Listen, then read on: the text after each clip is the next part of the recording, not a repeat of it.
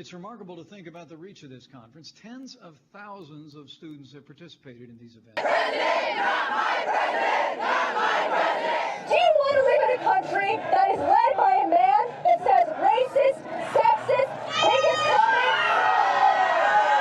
I don't think so. So you know what?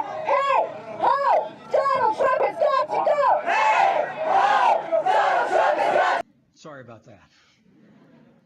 All of you gathered here are devoted to public service, which makes it particularly humbling and inspiring for me to be with you today. Not my president! Not my president! Not my president! Not my president! Not my president! And just last week, as many of you witnessed, our president made a historic trip to Europe, standing in Krasinski Square in Warsaw, Poland. The president spoke to the people of Poland and really to all people around the world who cherish freedom.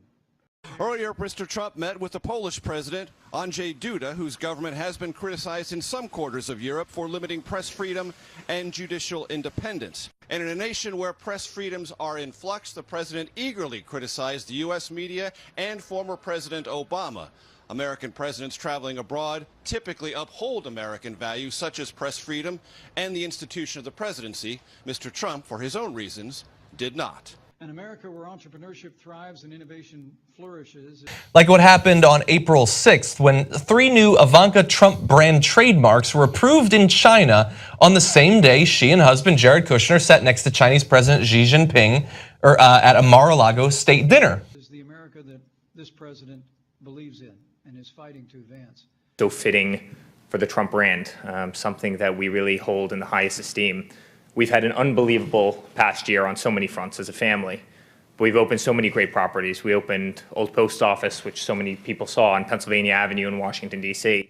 President Trump's vision is an America where anyone, no matter who they are, no matter where they come from, regardless of race or creed or color or background, can climb the ladder of prosperity. Nepotism. That's true.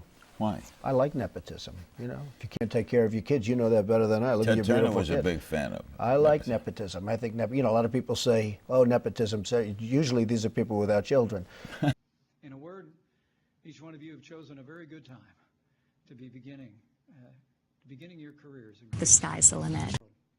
It's remarkable to think the president's been working on the prosperity front to lower taxes on working families and American businesses.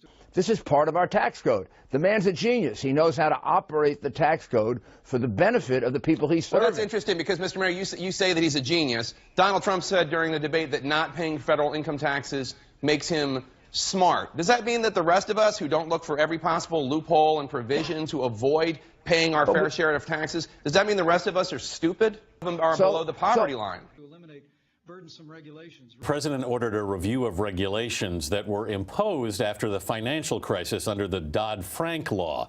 Jill, the president wants to change those regulations. What do they do, and how exactly does he want to change them? The most direct impact on our lives is that the Dodd-Frank Act created the Consumer Financial Protection Bureau, the CFPB. And the CFPB was the first agency whose sole mission was to put consumers first and watch out for us.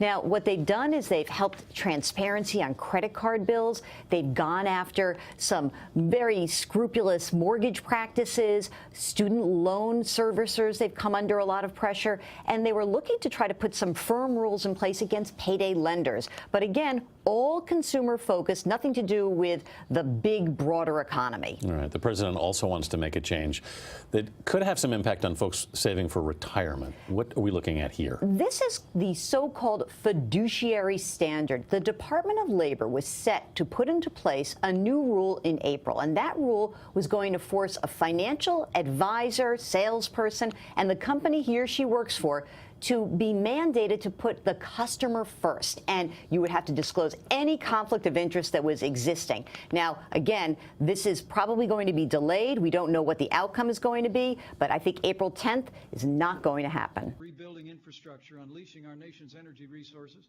ensuring the trade deals are free and fair, and the president's going to keep his promise to repeal the failed policies known as Obamacare and give your generation a health care system based on individual freedom, consumer choice, and state-based reform.